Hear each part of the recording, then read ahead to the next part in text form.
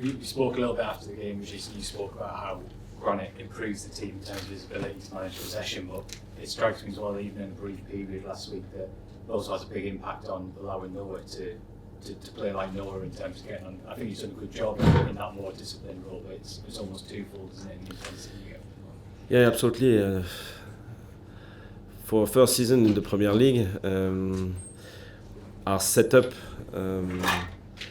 is good when we have our main players available, but when one big player is missing, it was the case for Granit, we don't have a specific profile to replace him, so we are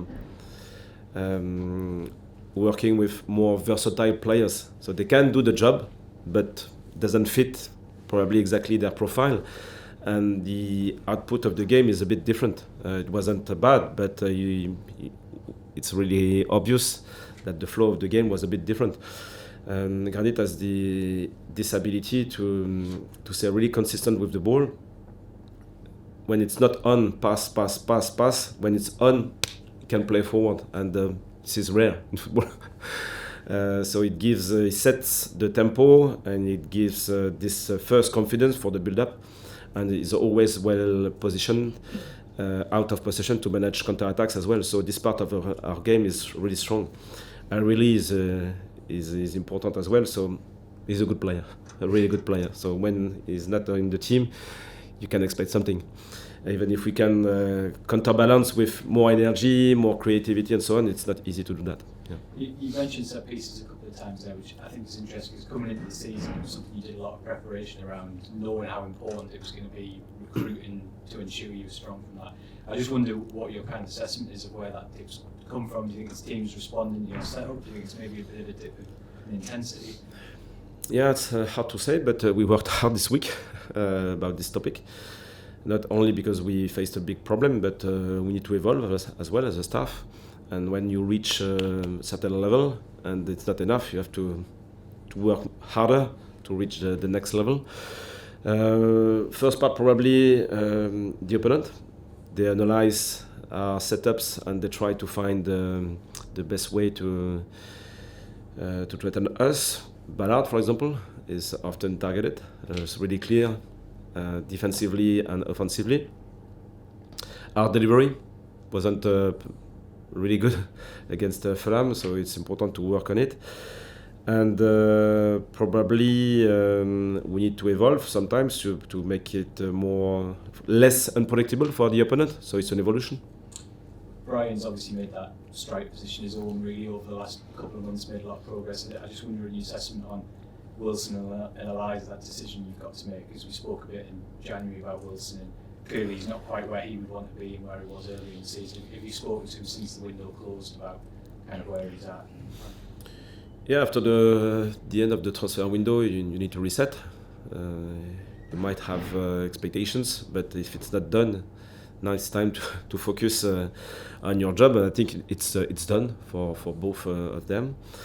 It's good to have two strikers, even without Brian. So we won't be able to be efficient only with one.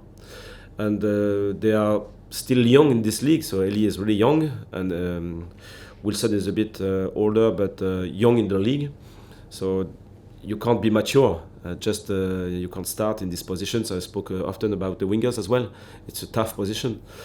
And you need maturity, you need experiences, you need confidence, and they are doing well from a behavior perspective. On the pitch, it's a bit harder, but we keep supporting them.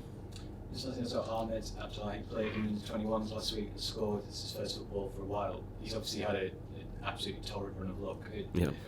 What's the plan with Ahmed? Do you just kind of keep him in the 21s for now? Yeah, we're just looking for consistency, for full training, a couple of games with the under-21s, and if he can reach that level, we'll see. But at the minute, it wasn't the case. Just on the 4 injuries from the weekend, can you just confirm what they are for each of them, just so we know? So Romain is hamstring, is it? Hamstrings. Jocelyn ankle. Nordi. Calf. And Brian. Groin. Thank you. Anatomy.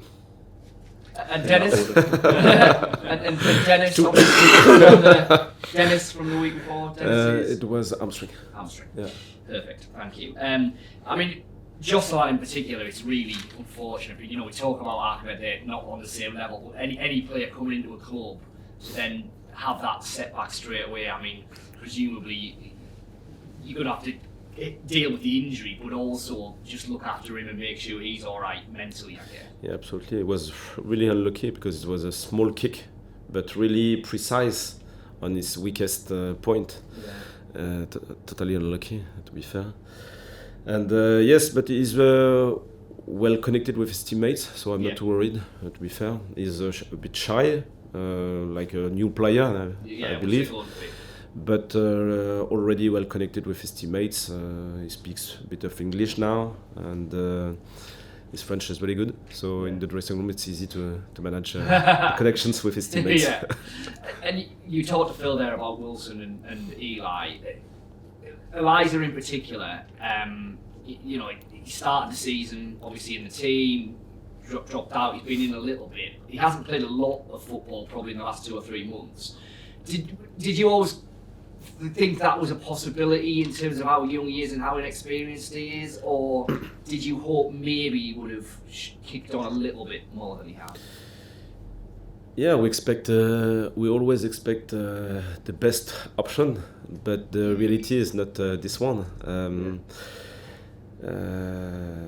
Eli and Wilson are really good person to start. They are really well connected with the group.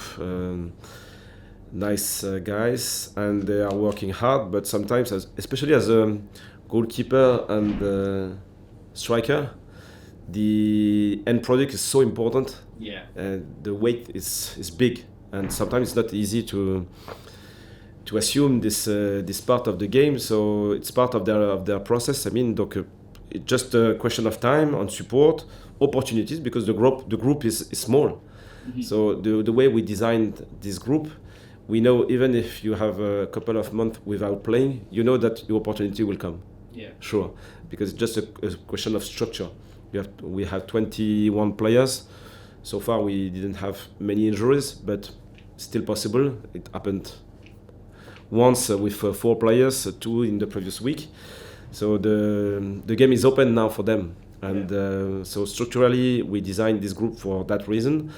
We trust those players, even if after a few months you didn't play, you know that you will have opportunities, and then after that it's a question of seizing them or not. Yeah. But I believe it's possible. Whoever does play at the weekend out of them, though, will you have to play a little bit different than with Brian? And I only say that because Brian does give you a lot of physicality. He holds the ball up really well. He ties up centre halves. Both Eliza and Wilson are probably a little bit different in the way that they play that 9 role. Yeah, absolutely. They are a bit different. Wilson is keen to go in behind. Yeah.